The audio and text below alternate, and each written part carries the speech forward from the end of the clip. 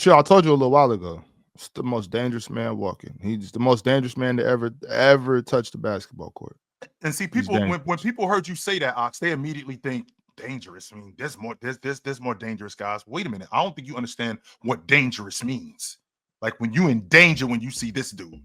And Curry could very well be the most dangerous man ever to walk on the floor. Like when you see him, you have to pay attention to him. No matter who else is on the floor, you have to pay attention to him. Now, with the 3-point variance, it could go from, 8 for 13 to 2 for 12.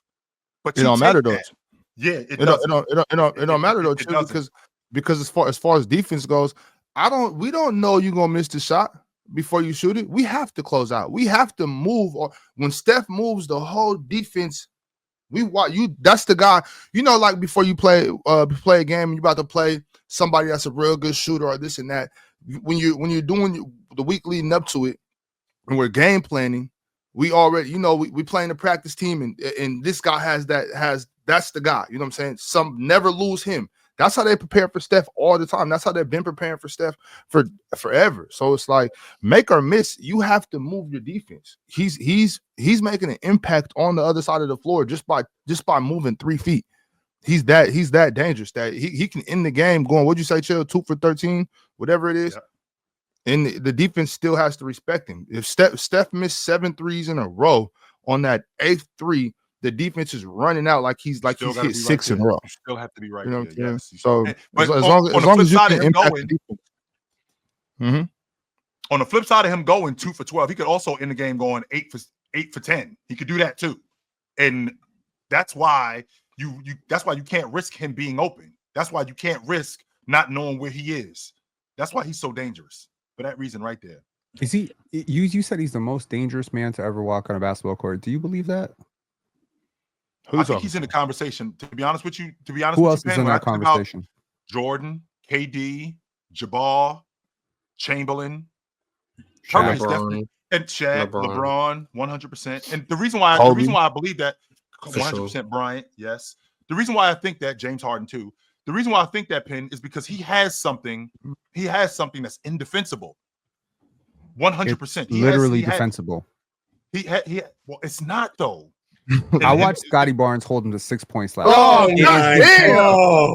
It's true. It happened. Well, I mean, also too, Pin. We just talked about the Memphis Grizzlies held him to 2 points earlier this season, and then he came and gave them 2 plus 50 last night. You got that averages out to 26. As a matter of fact, can somebody other than Pin look up what Steph has scored against the Raptors every time Scotty Barnes has been there?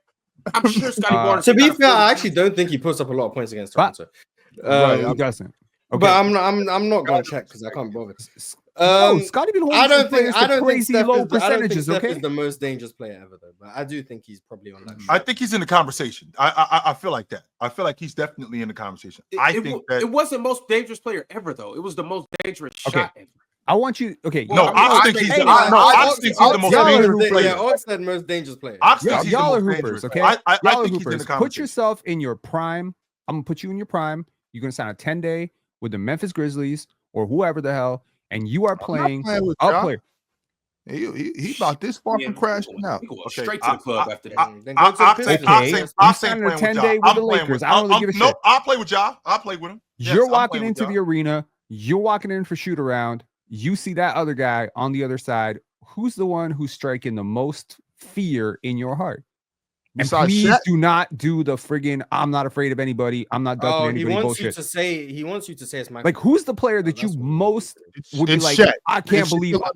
Okay, so it's Shaquille O'Neal and Steph and Jordan. For me, it's yes, Jordan, yes. What are you thinking about, Penn? You look over there on the other side. You see Steph Curry warming up, taking half-court shots, throwing over his head, doing like this, bro. Stop the bullshit, Penn. You're gonna be like, yo, coach. Hey, coach, my ankle hurts. I got a dentist appointment. My bad. I booked a dentist appointment during the game. Okay. Crazy. I don't think. To your point though, Penn. I think there's 5-6 other guys that you could have named, just like Chill just named. But I'm gonna tell you that, like, okay, I'm on a 10-day contract. I'm the worst player in NBA history, and I have signed this 10-day contract as some sort of Make-A-Wish Foundation shit. You should probably just be scared of Stanley Johnson. You should be terrified of everyone. You're the worst player in the league. I'm saying the fear factor, okay? And you got to also factor I'm in gonna say play Jordan. their position too. I'm gonna say Jordan you play number the one. position, so that is your primary match. I'm gonna say Jordan number one. Okay. I'm gonna say Shaq number two. In terms of just, I can't believe we got to guard him tonight. And Scotty Barnes number 3. Nope. I'm gonna say Kobe number 3.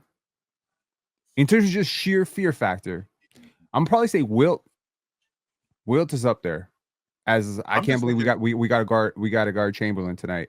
I'm just thinking about as a 2 guard, I got to deal with Jordan. That's what I'm thinking. I got to deal with him. Like how I'm thinking of Steph as my number 5. I'm not thinking about James. It is very intimidating. The shit that he's doing before the game, that shit is very intimidating. He is like very craftsman-like. He is very great. I'm thinking Larry Bird up there too. Yes. I think Bird is damn scary too, because it's like the dude who's most scary is the guy who is most consistent. Yep. Like, he's dropping 30, you just don't know how he's dropping 30. Mm-hmm. The consistency factor is like that weighs in. I think the two-way impact of a Shaquille O'Neal, you don't know how he's going to kill you. You don't know if he's going to have 10 blocks. You don't know if he's going to have 25 rebounds. You don't know if he's going to have 55 points. You just don't know. But if you fuck up, he putting up 60 and 20. So that will be my perspective on why Shaq is so scary. Because I've seen teams kind of look over at Shaq and be like, no, So I don't know. Shaq, Kobe, Michael. That to me, that's my top 3. I'm just thinking from the aspect of me not having to deal with James. I don't have to cover him. Like, that's somebody else's responsibility. So he doesn't scare me as much as Jordan being my primary responsibility. No, or Bryant. Shit, I forgot LeBron. I'm saying, what's Bryant? I wouldn't be scared of someone who passes. I don't know what to tell you. Bryant being my responsibility. You pass the ball. I'm not scared of that. Then we just send a double and it's like, oh, okay. You kicked out to a shooter. LeBron. I'm scared about the people who shoot everything. LeBron is my number 5. My bad. LeBron's my number 5. There we go. I'm saying put your foot in a place of the person that has to guard him. So I'm not just saying you as a 2 guard. Right. I'm saying if Steph Curry's on the other side, you're the point guard. If Shaq's on the other side, you're the opposing team center. So put yourself in the shoes of the person that's their primary matchup. Who's the scariest person? Is it still Jordan? Yes. Because I got to deal with him. He had Reggie Miller calling him Black Jesus. Yeah, I got to deal with him. If they were glazing, I don't know what to tell you. Well, when your cold ass opponents are glazing, maybe there's a reason for that, Mars. Because when you see this dude up close, like the way that Bird and Magic talked about him when he was their youngster in the league coming up, and they said, "I've never seen nothing like that." That's totally different. The way that they talked about him was like, "This is some shit we've never seen before." I don't know. Like, I don't think I've ever seen that level of just consistent doggedness that I saw. Like that will to kind of want to humiliate you. I feel like there is that element of when I talk about fear factor. It's like there's certain players in this league where they go up 15, they'll probably let off a little bit, right? Like they go up 15, 20, they're not still going at you. I feel like with Jordan and Shaq, like you don't know what personal beef they got in their head. You don't know what article they read. Shaq read some comment about like, you know what I mean? Like some personal shit, like with Shaq and Olowokandi or, Shaq and Dwight or something like that. Like you don't know what article they read or what personal beef they got, but they might just come in and decide, I'm going to put 70 on this. And you're not going to stop it. You're really not going to stop it. Yeah, so good luck. And I guarantee you're going to stop Steph Curry, huh? I'm not saying you're going to stop Steph Curry. I'm just saying he is not evoking the same level of fear in my heart as Kobe Bryant. I hate to step in and interrupt this intense yap session that you're currently watching, but I just have to inform you on all the amazing, spectacular, fabulous, endless ways to play and win over at Prize Picks. Basketball fans, I know the season is just tipping off. Yes, I know this. But you know what that means? It means that you have an opportunity to pick your favorite players and their matchups that are the most thrilling, and you can win money from these. With Prize Picks, you can play daily NBA contests and test your hoop knowledge by choosing the player projections and every single stat line imaginable to make your Prize Picks and take home some nice hard-earned cash. Are you a rookie in the game? Don't even sweat it. I got the playbook for you right here. All you have to do is download Prize Picks, use promo code PANEL, and you will get $50 instantly when you play 5 here with Prize Picks. So what are you waiting for? Download Prize Picks, use promo code PANEL, and join me as we break down all of our amazing daily picks right here on the panel. Prize Picks. Run your game, control your game, win your game. It's easy, baby. It's easy. Okay. The thing about it though is, Penn, it might not be fair in terms of, God damn, I don't have nothing for him. But I guarantee the preparation for Steph is more than all those other guys. Because with Steph, I got to guard the pick and roll. There's no preparation for Michael. ISO. I got to, well, exactly. Okay, well, I'm your coach. You're guarding Michael. I'm gonna hand you a Bible, and I'm gonna say, "Good luck." I mean, that's the same. There's no preparation for Michael Jordan. There's no preparation Steph, for Kobe. You have to overthink it and still have to deal with it too. Like, I just think that with Steph, I gotta guard the pick and roll. If I you gotta do a guard really you in good job ISO. on Steph, I have to guard you off ball. I have to run through a million screens. It's a lot, and on top of that, I can't touch you. I can't foul you. If I foul you, it's automatic 2 points. Which is the other guys you can't foul either. But you know, look, man, I'm not. Ron, you can pass that. Let me ask you this, Ron.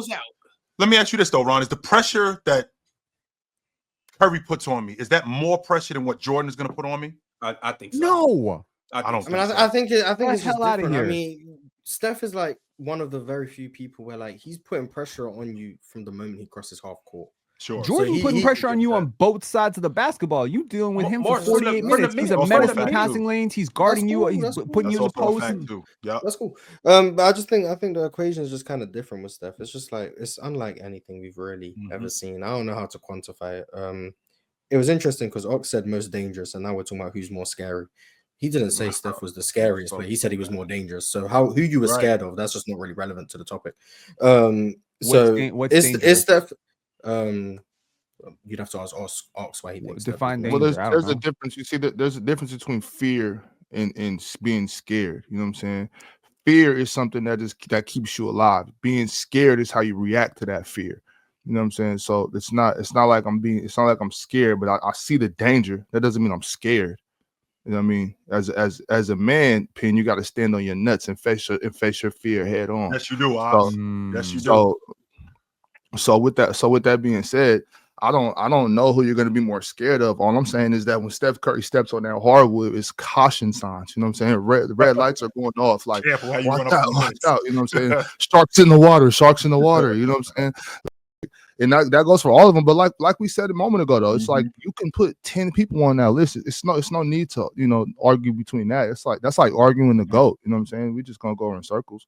That's just my personal opinion. I've always thought it was, you know what I'm saying, really hard to guard somebody that can shoot the ball coming across half court. You have no downtime, no matter where they go, anywhere on the court. You have to have eyes on them. That's not the same thing for some of these guys that you named. Some of these guys, if they're standing 3 feet behind the 3-point line, you're good with that. Watch them. Keep an eye on them. If they cut, step in front of them. Steph Curry, you have to damn near be in full denial all game. And he's a threat at all times because he'd give up the ball. It's not like your job's done. Like he's giving up the ball to go get it back. Started when he gave up. Like that's like the biggest difference. Now. Like a lot. Like a guy like, for example, a guy like Luka Doncic, very very intimidating. Like he can make ridiculous shots. He's gonna control the game. Blah blah. But at least if you force Luka to give up the ball, at least for that possession your job is done.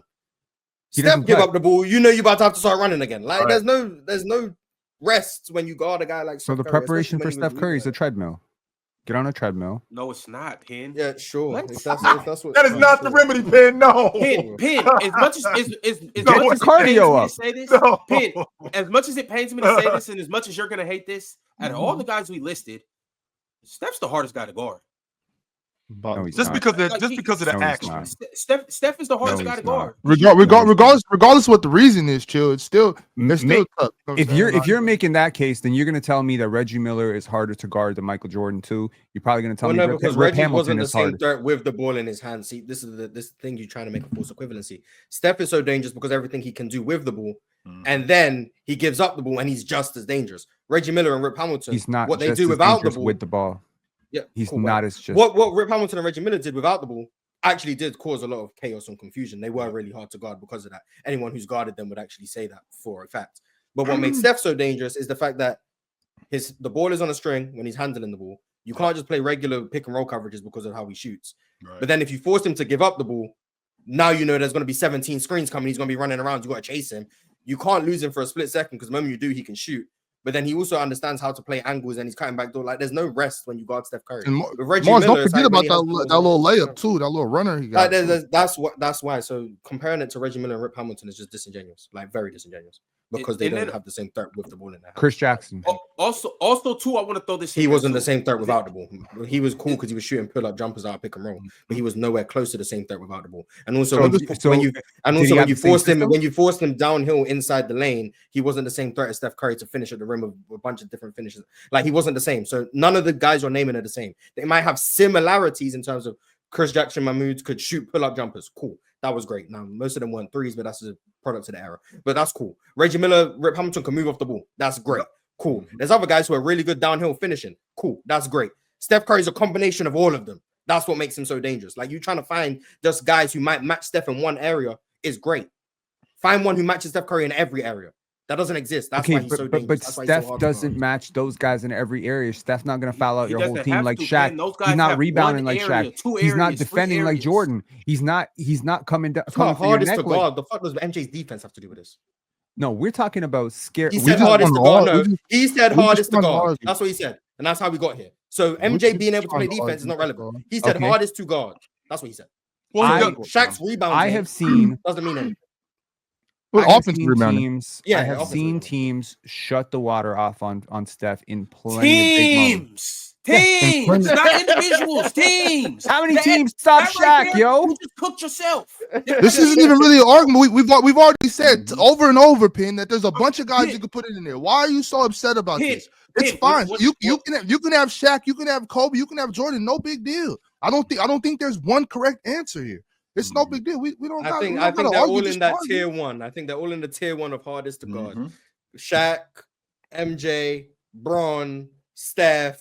I would throw James Harden in there. Like, just guys, there's no real game plan for. Like, yeah, I'd rather. The reason why I'm saying this, Pin, is I would rather guard guys like James Harden, Kobe, and Jordan over Steph 11 out of 10 days. And the reason why I'm saying this is because me just guarding you one-on-one, I'm just reacting to what you're doing. I don't like when you have the ball, and the thing about it is, I'm cooked. Okay, cool, but I'm just the only time I feel threatened for the most part is when you have the ball, and we're one-on-one. Guys like James Harden have the ball the whole game. And Jordan too. Mars, Jordan's the guy who's Jordan's also the guy who's gonna get the ball and he's gonna come after you. Like Steph's gonna get off the ball if you crowd him. Even as nice as he is with the peel, he's gonna get off the ball. Jordan is not gonna stop coming at you. That's what I'm saying. He's gonna get off the ball and come after you. And but he's gonna start running to and other people are gonna get him involved. I got no issue. I take no issue with that. That's true. But Jordan, on the other hand, he's gonna get the ball, he's gonna square you up, and he's gonna continuously go after you. Continuously. And it's not going to stop. I'd personally rather get cooked that way. Having to deal with all these dudes you're getting cooked by, right? Chill. Like we're going to cook by all of them, 100%, right? But the two guys, I'm going to be like, yo, coach, why are you doing this to me? Is going to be Steph Curry and Shaquille O'Neal. Like other than that, I'm fine getting cooked if I'm sitting down, I'm moving my feet, hand up, and you're just bow, mid-range pull-ups. I'm enjoying that. Like we getting to it. I'm playing defense. I can't play defense against Shaq. All right. I can't. I don't want to run. You're 20 miles. Successful. Yeah, right. That's not even defense. We're talking about Shaquille O'Neal. But but you know what I'm saying? Then it's or run 20 miles today chasing Steph Curry and he's just splashing like. It's just one of them things. Like if I got to get cooked, I want to pick my poison, and I don't want to pick. I'm not picking Shaq or Steph. Those two dudes, I'm never gonna be like, I got him, coach. It's funny because they're like total opposites too. But like, right? Like, I'm never gonna raise my hand and volunteer to guard one of those two. I'll raise my hand like, let me get Jay. I got him this quarter. Let me see about that. Never them other two dudes. Never would I ever raise my hand to guard Steph Curry or Shaquille O'Neal.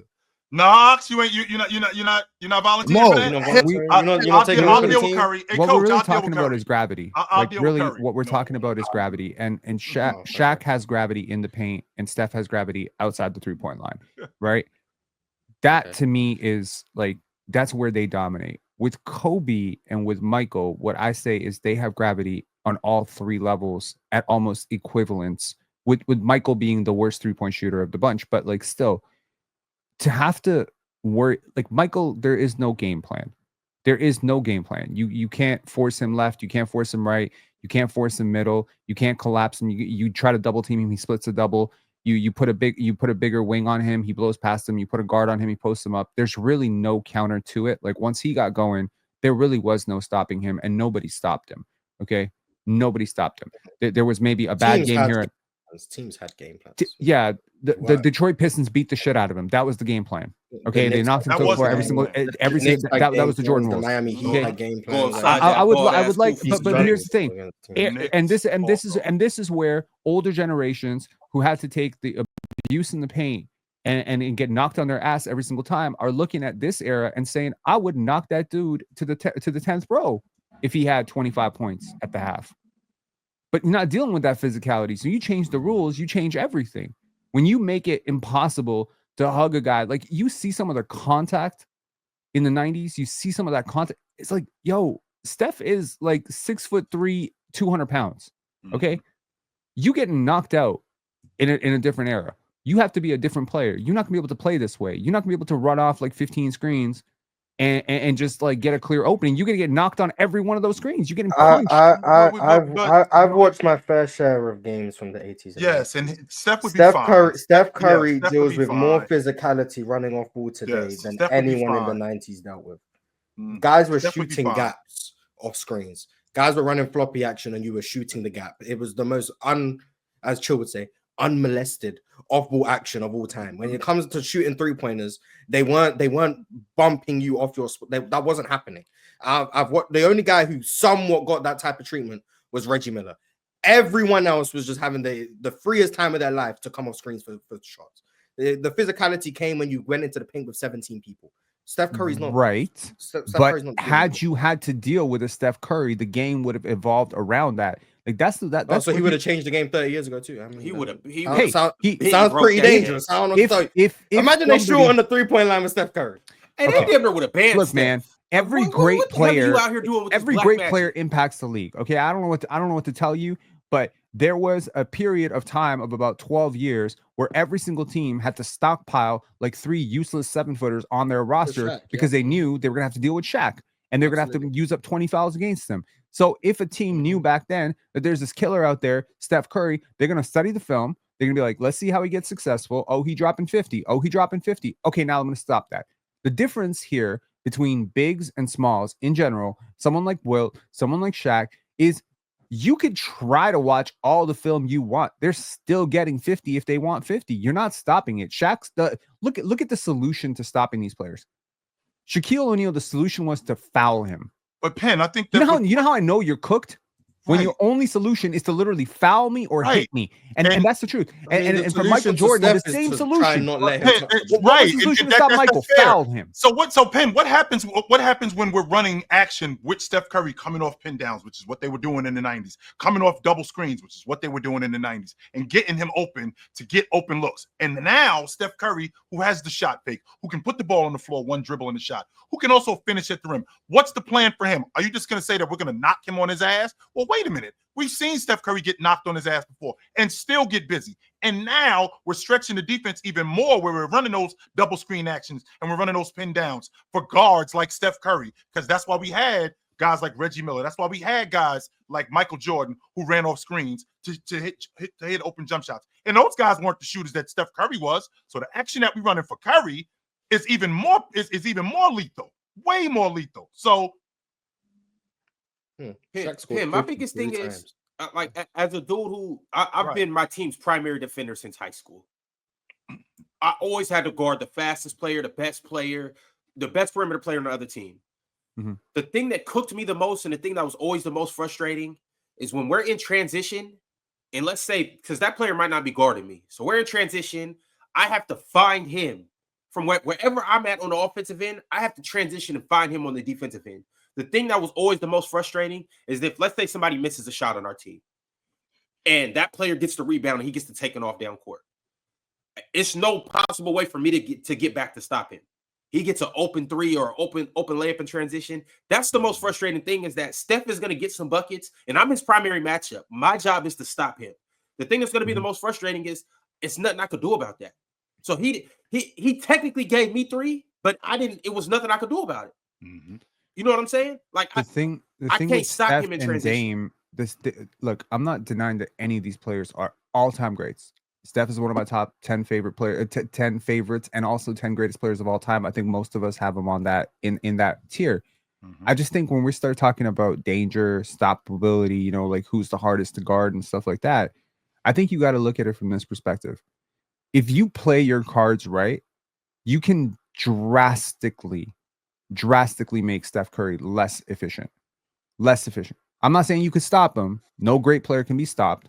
But I'm saying if you play your cards right, the problem is he puts a lot of cards on the table because of his versatility and all the things he can do and the fact that he can stretch it out to the logo. There's a lot more places that he can threaten you from. He threatens you out to about 45 feet. That's what makes him dangerous. If you took the 3-point shot away, if we just said threes count for twos, the danger is gone, right? So what it's true. Okay, it's true. I mean, yeah, it's true. But what if you took the paint? What if you took the paint away from the other guys? Then what? Hang on, Ron. Before you jump off the hill on this one, what I'm trying to say, I'm not saying he can't take threes. I'm saying the value of the 3-point shot and the volume that he is allowed to take them in this era is different than any other era. If you change the rules, he'd be worse. Okay. I'm saying if we play, y'all play pick up basketball where you don't have the 3-point line. Mm-hmm. And I think we've all played pick up basketball where there is a 3-point line. And we can ones and twos. Cool. Well, ones and twos. But let's just say we're just playing ones. Now who's more dangerous? Yeah, right? We played just ones before. No, twos no count. What if we say, okay, so what I'm saying is when you, like, the number of places that Steph can kill you from is probably the most of any player in NBA history. I'll agree with that. The square footage of the court that you got to cover when you're guarding this guy and his ability to get free off the ball is the greatest of all time. Among all the all-time greats, he's better at it than Kobe. He's better at it than Shaq. He's better at it than literally anybody. Yep. Okay. Relentless motor. He's taken what Reggie did. He's taken what, a lot of primary ball handlers did. He's taken what, Mohamed Abdul-Rauf did. He's taken all of that. He's packaged it, and then he's amped up the volume. It's like on steroids. Okay. That's what makes it scary. Yep. What I'm saying is with LeBron James, with Kobe Bryant, with Michael Jordan, with Shaquille O'Neal, I could play my cards right. There's fewer cards on the table. I could play my cards right. They're still going to give me 50. If they want to give me 50, they're going to give me 50. Now, I've seen LeBron stopped in the finals. Yes. You more 50 balls than LeBron. Shaq should have wanted to give people 50 more times because he's only done it 3 times. So maybe. What about KD? Should have wanted 2 more. What about who? KD. How many 50 balls does he have? Like 5. KD is crazy dangerous for different reasons. We agree. I'm trying to imagine Steph Curry coming off like flare screens in the 90s with the big man trying to help. Kevin Durant has this. That's what I'm trying to imagine. I mean, let's not act like there weren't some great defenders in the 90s. It was 80s. Great defenders, no argument. There's great defenders in the 2020s. 100%. Yes, they are. Great. Every era has great defenders. Every era has great offensive players. Every era has great players. Yes, they do. Sky's blue. And the game was slower, and big men were slower. And that's one of your jobs as a big man, to help on screens. That's your job. And a guy like Steph Curry, who comes off and navigates screens offensively as good as he does, you would have to help. Especially the way you're able to screen back then. Like, you can move and screen. You can't move and screen today. You can move. I can hunt you. So a guy, I'm trying to imagine Steph Curry running off a Patrick Ewing screen where, I don't know, let's say John Starks is chasing him and Patrick Ewing is screening, and he could bump him out of bounds. That's this much space now. Curry doesn't need that much space in order to shoot. He doesn't need that at all, which means now that the big man has to help. And if that big man helps, that leaves Ewing open on Starks or somebody like that. But on the other side of that leaves Steph Curry wide open. I think he would be just fine in that era. I don't think he would be good. I don't think he would just be good. I think he would be fantastic in that era. 100% he would be.